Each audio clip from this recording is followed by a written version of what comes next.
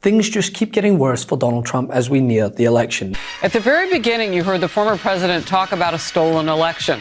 And while he may feel a certain way, the facts remain Joe Biden was declared the winner with 51% of the vote. Oh, that's gonna hurt! Now, if you hadn't already noticed, the Trump campaign is scrambling to limit the damage his Madison Square Garden hate rally caused. And to make matters worse, it appears that his once trusted megaphone, Fox News, aren't willing to air his misinformation free from pushback as we near Election Day. Fox News anchor Harris Faulkner offered a real-time fact check of the former president's false claims that Democrats stole the 2020 election. He believed the FBI statistics, which were a fraud.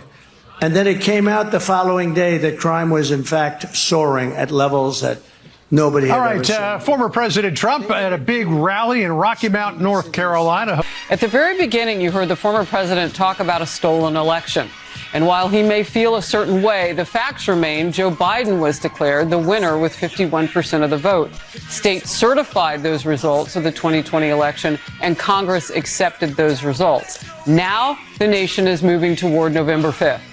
Now, while I'll withhold the standing ovation for a network that has news in its name offering a slither of journalistic integrity for once, still this fact check of Trump's remarks is significant given the former president's relentless criticism of the network and the fallout the cable channel has faced over its coverage of the 2020 election. We all remember last spring Fox agreed to pay Dominion Voting Systems $787 million to settle defamation claims in connection with false statements it aired about its software being promoted by Trump and his allies. The network remains locked in litigation with Smartmatic, another voting systems provider, over similar claims made about the 2020 election by pro-Trump lawyers and allies. What do you say to that female independent suburban voter who feels that way, to win her back? First of all, I won in 2020 by a lot, okay?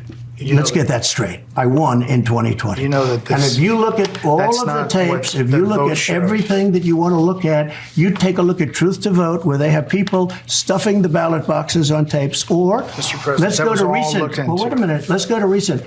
FBI Twitter. Let's go to recent. The 51 agents, all corrupt stuff, Brett. Understand about the Hunter Biden, no, but all that's cheating fair on the things. election. But that's cheating on the election. You lost the 2020 election. Brett. You take a look at all of the stuffed ballots. You take a look at all of the things, including things like the 51 intelligence agents. There were recounts in all of the swing states. There was not significant widespread We're trying fraud. to get recounts, real recounts, not just numbers of votes widespread cast. corruption. There was not a sense of that. There were lawsuits, more than 50 of them, by your lawyers, some in front of judges that you appointed. Look at Wisconsin. That came out with no evidence. Wisconsin has practically admitted it was rigged. Other states are doing the same right now, and it's continuing. There have been reviews it was a of rigged every election. potential case of voter fraud in 6 battleground states, and they found fewer than 475 cases. You know why? Because they didn't look at the right things. Okay, Brett. are you going to be They were counting ballots, not the authenticity of the ballot. The ballots were fake ballots. Was a very rigged election. Are you going to go, this is how you're going to tell that independent suburban woman voter to vote for you? We're off to winning an election, and I think we're winning very well. I got a poll just recently. I have it here. I know. And I watched the numbers. Not only that, right? After Trump gave a platform to a comedian who disparaged Puerto Rico in an alleged joke that has saw countless Trump supporters withdraw their support as a result. Some notable ones. Well, notable. I mean, isn't that the guy that Trump misgendered at a rally saying she's hot? Latin music superstar Nicky Jam. Do you know Nicky? She's hot. Where's Nicky? Where's Nicky? Thank you, Nicky. Great to be having you here. Now you have to get. Oh, look. Come here. Come here. Mal de mi país. Y por ende, renuncio a cualquier apoyo a Donald Trump y me echo a los lados a cualquier situación política. Puerto Rico se respeta. Nicky Jam. But anyway, I digress. Fox then invited on the mayor from Allentown, Pennsylvania, to discuss these remarks made at Trump's rally, and he described how his city is a majority Latino city, largely Puerto Ricans, and after people heard the Trump team call Puerto Rico a, quote, island of garbage, he predicted that it will result in an even bigger turnout for Kamala. A lot going on. Like, I don't know if you guys know this, but there's literally a floating island of garbage in the middle of the ocean right now. Yeah. I think it's called Puerto Rico. So I've been out knocking doors in Allentown for the past few months talking about the Harris campaign. Initially, like a lot of excitement about Vice President Harris. That's been steady. We've had thousands of volunteers here in Allentown out knocking on doors talking about the Vice President's commitment to working for the people. Not a ton of response related to former President Trump. Now we have this rally in downtown Allentown, but it's coming on the heels of former President Trump saying some pretty vile and racist things about the island of Puerto Rico, which is very close to the heart of many of our residents. Allentown is a majority Latino city, and the majority of our Latino population has its roots in Puerto Rico. So people heard the campaign saying some terrible things about a place that is near and dear to our hearts, and I think that might push people who might have been sitting on the couch out to vote and vote for Vice President Harris. So when you take all this into account, it is no wonder that Trump HQ are working overdrive to limit collateral, and Trump himself, well, he's not handling it very well. But maybe Is he if a you roast saw comic? Are you a fan of roast? I remember you loving the Tom Brady roast. I was about to say, I in fact thought Hinchcliffe was one of the funnier people at Tom Brady's roast.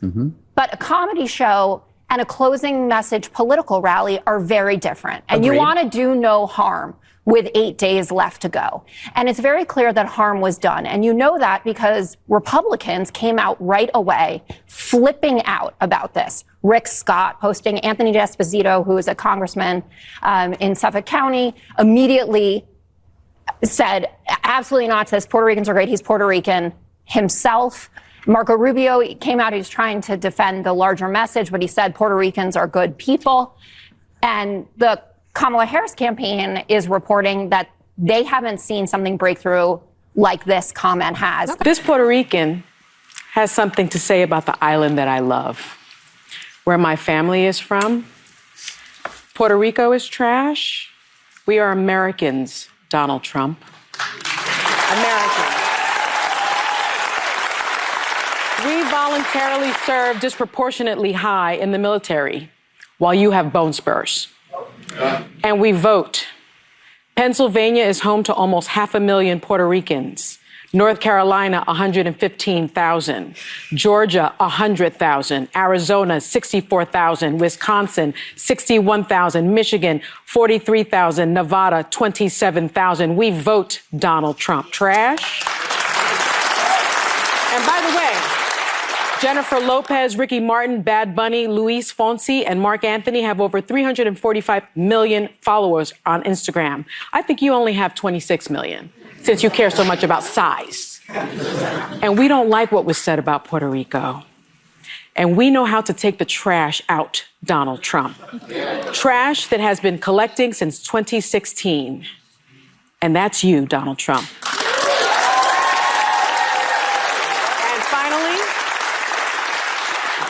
My fellow Puerto Ricans, trash collection day is November 5th, 2024. In fact, he's still hung up on Kamala saying that people leave his rallies. Everybody watches our rallies. Everybody loves our rallies. We never have an empty seat. They try and demean us like that horrible, horrible person that I debated where she said, and people leave early. Nobody leaves early. I'm sorry to say that.